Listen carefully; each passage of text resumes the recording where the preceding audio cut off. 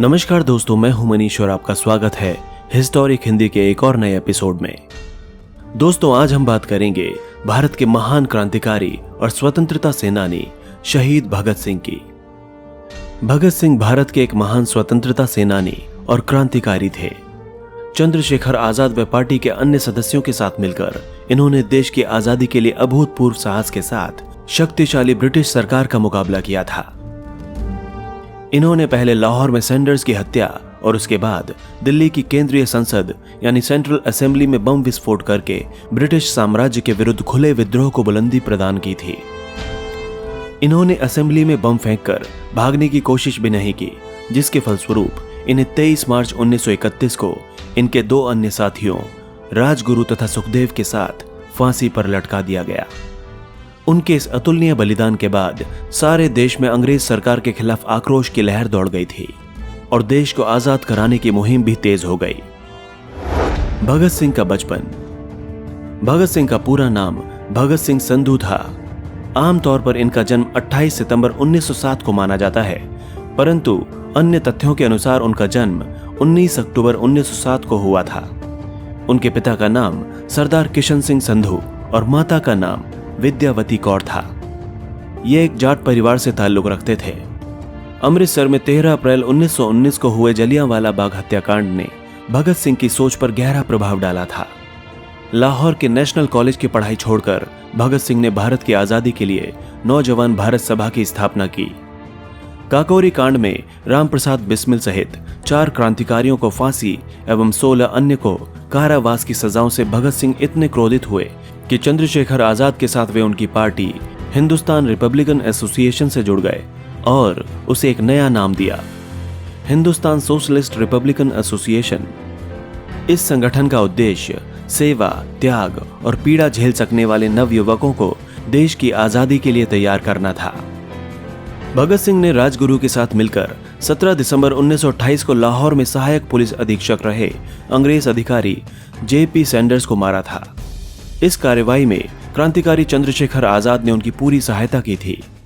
क्रांतिकारी साथी बटुकेश्वर दत्त के साथ मिलकर भगत सिंह ने वर्तमान नई दिल्ली स्थित ब्रिटिश भारत की तत्कालीन सेंट्रल असेंबली के सभागार संसद भवन में 8 अप्रैल 1929 को अंग्रेज सरकार को जगाने के लिए बम और पर्चे फेंके थे। बम फेंकने के बाद वहीं पर दोनों ने अपनी गिरफ्तारी भी दी। क्रांतिकारी गतिविधियां। उस समय भगत सिंह करीब 12 वर्ष के थे जब जलियांवाला बाग हत्याकांड हुआ था। इसकी सूचना मिलते ही भगत सिंह अपने स्कूल से 12 मील पैदल चलकर जलियांवाला बाग पहुंचे थे। इस उम्र में भगत सिंह अपने चाचाओं की क्रांतिकारी किताबें पढ़कर सोचते थे कि इनका रास्ता सही है कि नहीं। गांधी जी का असहयोग आंदोलन छिड़ने के बाद वे गांधी जी के अहिंसात्मक तरीकों और क्रांतिकारियों के हिंसक आंदोलन में से अपने लिए रास्ता चुनने लगे। गांधी जी के असहयोग आंदोलन को रद्द करने के कारण उनमें थोड़ा रोष उत्पन्न हुआ, पर पूरे राष्ट्र की तरह वे भी महात्मा गांधी का सम्मान करते थे। पर उन्होंने गांधी जी के अहिंसात्मक आंदोलन की जगह देश की स्वतंत्रता के लिए हिंसात्मक क्रांति का मार्ग अपनाना अनुचित नहीं समझा। उन्होंने जुलूसों में भाग लेना प्रारंभ किया तथा कई क्रांतिकारी दलों के सदस्य बने। उनके दल के प्रमुख क्रांतिकारियों में चंद्रशेखर आजाद, सुखदेव, राजगुरु इत्यादि थे। लाला लाजपत राय की मृत्यु का प्रतिशोध। 1928 में साइमन कमीशन के बहिष्कार के लिए भयानक प्रदर्शन हुए। इन प्रदर्शनों में भाग लेने वालों पर अंग्रेजी सरकार ने लाठीचार्ज भी किया। इन्हीं आंदोलनों के दौरान लाला लाजपत राय अंग्रेजों की एक लाठी का शिकार हो गए और लाठी उनके सिर पर लगी थी। चोट इतनी गहरी थी कि इसके कारण लाला लाजपत राय की मृत्यु हो गई। इस घटना के बाद भगत सिंह से नहीं रहा गया। एक गुप्त योजना के तहत इन्होंने पुलिस सुपरिटेंडेंट स्कॉट को मारने की योजना बनाई। सोची गई योजना के अनुसार भगत सिंह और राजगुरु लाहौर कोतवाली के सामने व्यस्त मुद्रा में टहलने लगे। उधर जयगोपाल अपनी साइकिल को लेकर ऐसे बैठ गया जैसे कि वो खराब हो गई हो। गोपाल के इशारे पर दोनों सचेत हो गए। उधर चंद्रशेखर आजाद पास के डीएवी स्कूल की 4 दीवारी के पास छिपकर घटना को अंजाम देने में एक रक्षक का काम कर रहे थे। 17 दिसंबर 1928 को करीब 4:15 बजे एएसपी सैंडर्स के आते ही राजगुरु ने एक गोली सीधी उसके सिर में मारी, जिसके तुरंत बाद वो होश खो बैठा। इसके बाद भगत सिंह ने 3 से 4 गोली दागकर उसके मरने का पूरा इंतजाम कर दिया। ये दोनों जब भाग रहे थे तो एक सिपाही चनन सिंह ने इनका पीछा करना शुरू कर दिया। चंद्रशेखर आजाद ने उस सिपाही को रोकते हुए सावधान किया, आगे बढ़े तो गोली मार दूंगा। पर वो सिपाही नहीं माना और आजाद ने उसे गोली मार दी। और इस तरह इन क्रांतिकारियों ने अंग्रेजों से लाला लाजपत राय की मौत का बदला ले लिया। असेंबली में बम फेंकने की घटना।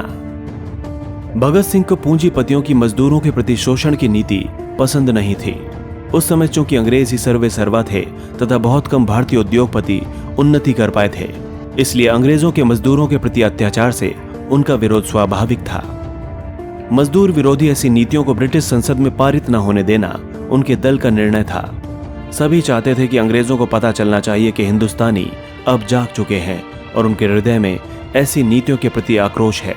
ऐसा करने के लिए ही उन्होंने दिल्ली की केंद्रीय असेंबली में बम फेंकने की योजना बनाई थी।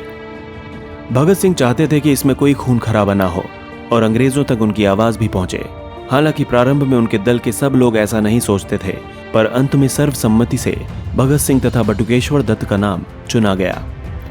निर्धारित कार्यक्रम के अनुसार 8 अप्रैल 1929 को केंद्रीय असेंबली में इन दोनों ने ऐसे एक स्थान पर बम फेंका जहां कोई मौजूद नहीं था, क्योंकि इनकी मंशा किसी को चोट पहुंचाने की नहीं थी।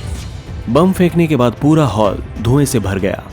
भगत सिंह चाहते तो भाग भी सकते थे, पर उन्होंने पहले ही सोच रखा था कि उन्हें दंड स्वीकार है, चाहे वो फांसी ही क्यों ना हो।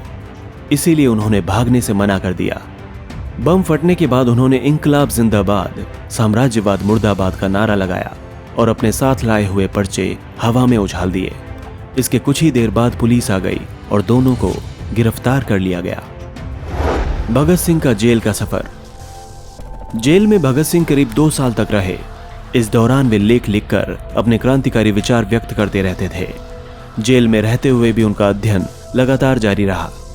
उनके उस दौर में लिखे गए लेख व सगे संबंधियों को लिखे गए पत्र आज भी उनके विचारों के दर्पण हैं। अपने लेखों में उन्होंने कई तरह के पूंजीवादियों को अपना शत्रु बताया था। उन्होंने लिखा कि मजदूरों का शोषण करने वाला चाहे एक भारतीय ही क्यों ना हो, वो उनका शत्रु है। उन्होंने जेल में अंग्रेजी में एक लेख भी लिखा था जिसका शीर्षक था, मैं नास्तिक क्यों हूं। जेल में भगत सिंह व उनके साथियों ने 64 दिनों तक भूख हड़ताल भी की थी। उनके एक साथी यतीन्द्रनाथ दास ने तो भूख हड़ताल में अपने प्राण ही त्याग दिए थे। हंसते हंसते चढ़े फांसी पर।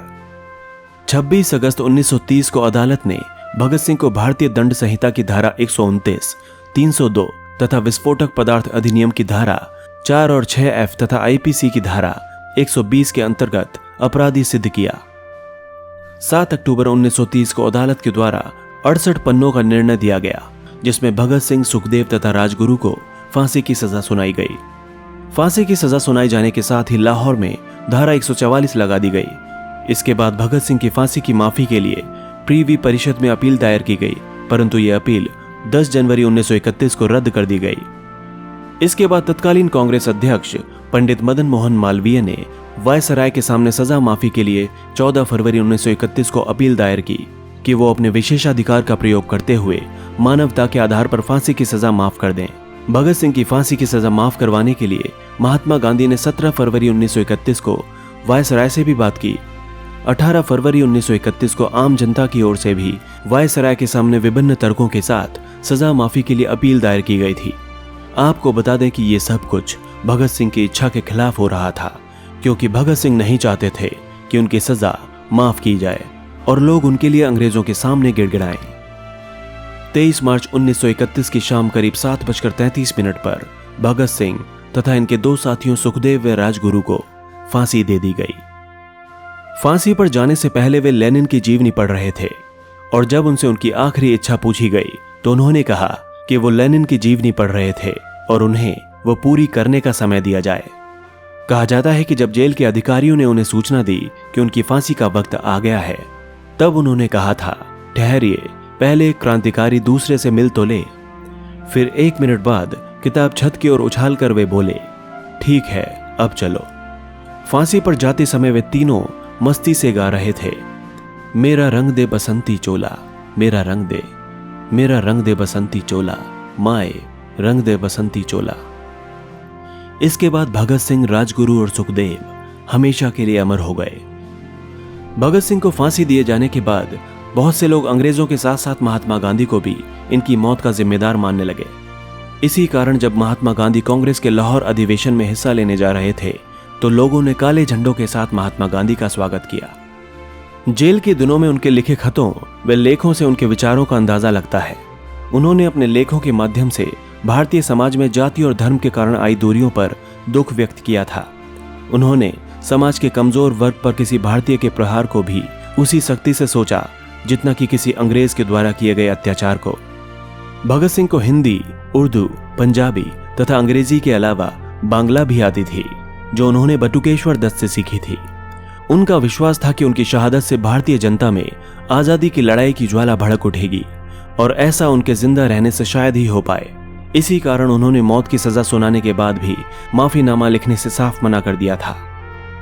फांसी के पहले 3 मार्च को अपने भाई कुलतार को भेजे एक पत्र में भगत सिंह ने लिखा था, उन्हें ये फिक्र है हरदम नई तर्ज जफा क्या है, हमें ये शौक है देखें सितम की इंतहा क्या है, दहर से क्यों खफा रहें, चरख का क्या गिला करें, सारा जहां अदू सही, आओ मुकाबला करें। इन जोशीली पंक्तियों से उनके शौर्य का अनुमान लगाया जा सकता है। चंद्रशेखर आजाद से पहली मुलाकात के समय जलती हुई मोमबत्ती पर हाथ रखकर उन्होंने कसम खाई थी कि उनकी जिंदगी देश पर ही कुर्बान होगी और उन्होंने अपनी वो कसम पूरी भी करके दिखाई। दोस्तों, इसी तरह की इंटरेस्टिंग और इन्फॉर्मेटिव वीडियोस देखने के लिए हमारे चैनल हिस्टोरिक हिंदी को आज ही सब्सक्राइब करें और बेल आइकन को दबाना ना भूलें।